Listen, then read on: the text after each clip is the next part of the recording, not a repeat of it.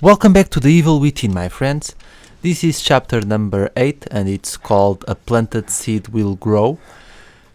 And this chapter is actually pretty short, and I dare say that so far it's the easiest chapter in the game aside from chapter 1.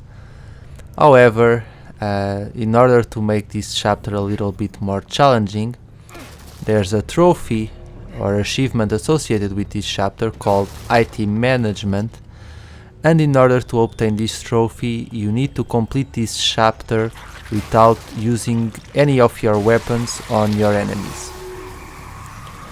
So that's a little bit tricky, especially in this first section of this chapter, because somehow you have to find a way to lure all these alter egos away and move towards the next room where there are two more alter egos, and you will need to lure those two alter egos out of the cave, so that in order for you to rotate a lever and move towards the next area. Plus there's also a key in this area right here, so before you do anything you need to lure the alter egos away.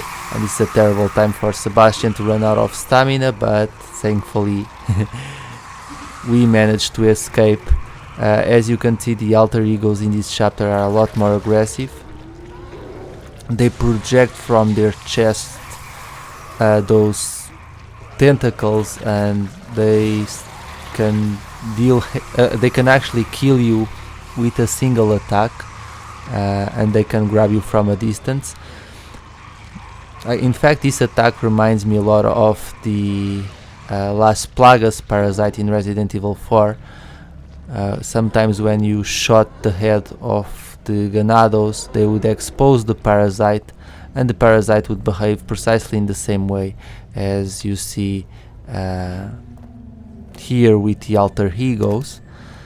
But as you saw, all that you need to do is lure them outside, make them chase you around the caves, and you will be able to clear a perfect path for you, and now you will have more than enough time to open this gate. As you open the gate you will notice that there's a statue with a key inside attached to it, so as the statue lowers itself you can just punch it to obtain the key.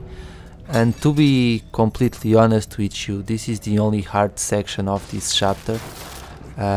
Even if you're going for the IT Management trophy, all the other sections in this chapter are really easy to pass. You do need to be careful in this room because you don't want to get impaled by the arrows. So we're just going to wait here for the arrows to shoot again. And we're going to pick up this bolt.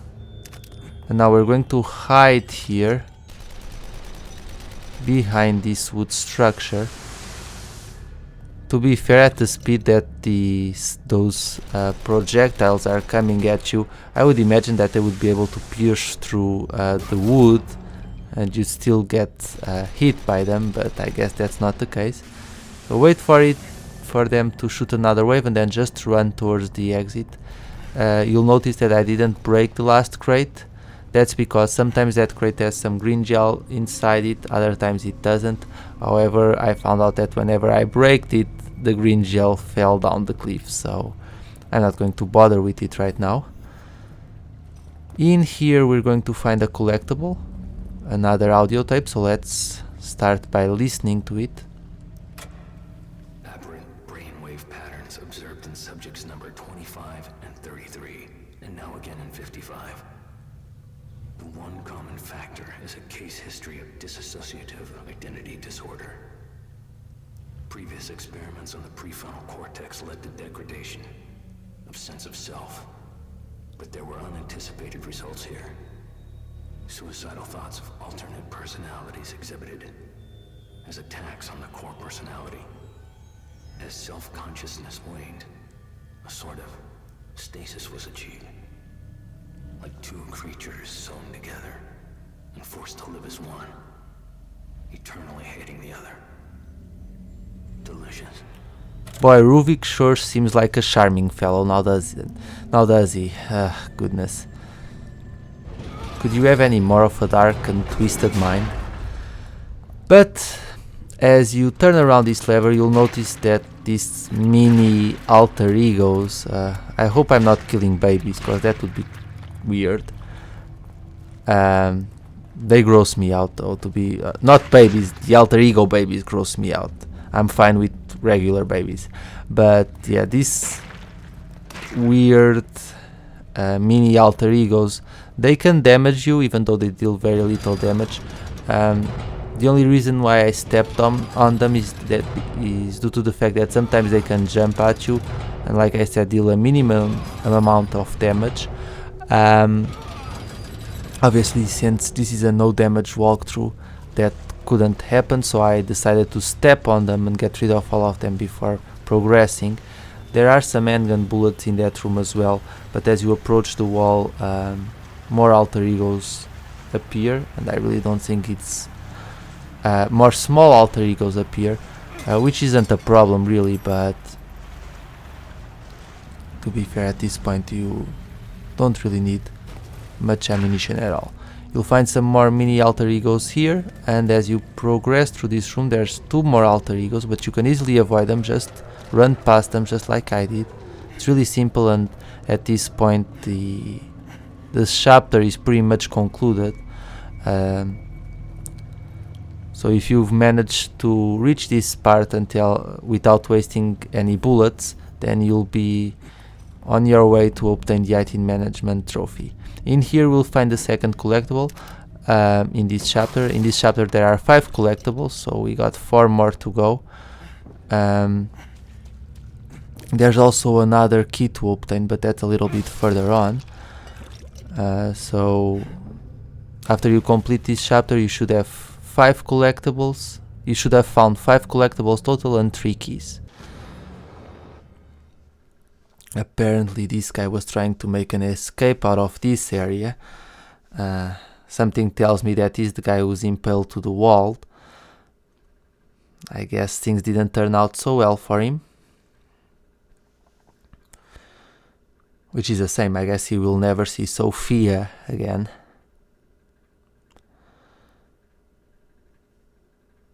But he does offer us a valuable assistance for our escape, so I guess I should thank him. Oh boy. Poor guy. So we need to pick up this plate, and what we need to do is, as you see on the other side with the laughing face, there's blood. So that's the side that we need to insert towards the wall, so the scary face should be turned towards the outside. If you do that, then you'll be able to pass this area without any problems. If you don't do that, you'll get impaled. So choose the right side. Okay, now as we move forward, we're going to witness a fairly long cutscene. Before we do that, there's one more collectible to pick up, and that's a map fragment, which is very easy to miss, but it's right behind you, so turn around before you move ahead and just pick it up. Here it is, map fragment 14. And now we're just going to run towards the exit. It seems that we're back in the mental hospital, but we're going to witness a cutscene, so I'm going to let you guys enjoy that cutscene in peace. Doc, what the hell is going on? There's no time. I need to figure out how to reverse this if we're going to stop him. Who? This Ruvik guy? Who the hell is he? I'm sorry, I have to find this. I can't help if you leave me in the dark, Doc. And you need me to help.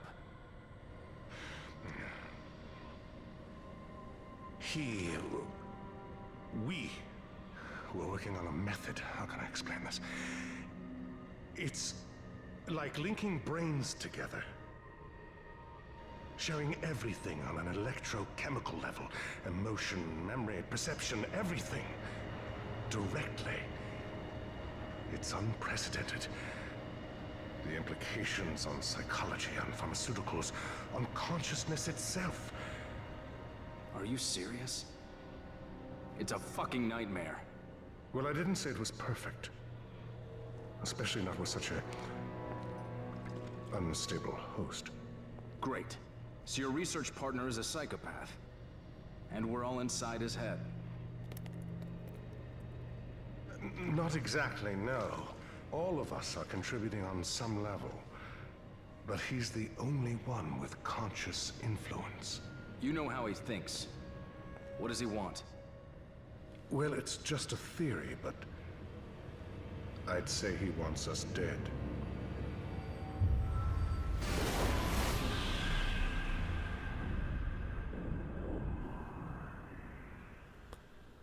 Boy, we jump from one nightmare to the other in this game, but they offered quite the explanation about the plot, which was good. Everything is still very confusing at this point, but we are inside or part of some sort of nightmare, as we expected. I don't trust Jimenez at all. He didn't seem innocent to me from the start, and well, I don't think he has a very good future in store for him. Let's pick up this last collectible in this chapter. So we picked up the journal, and now we're going to pick up this document. It basically says the same thing over and over until we reach subject number 23, which is Leslie.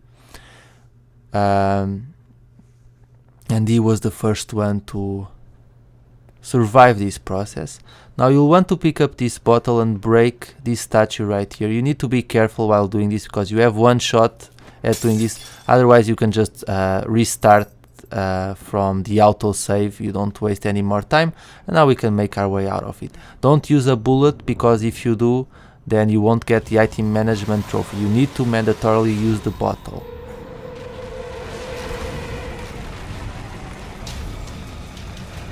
Okay, I hope I can make I hope I can escape this thing.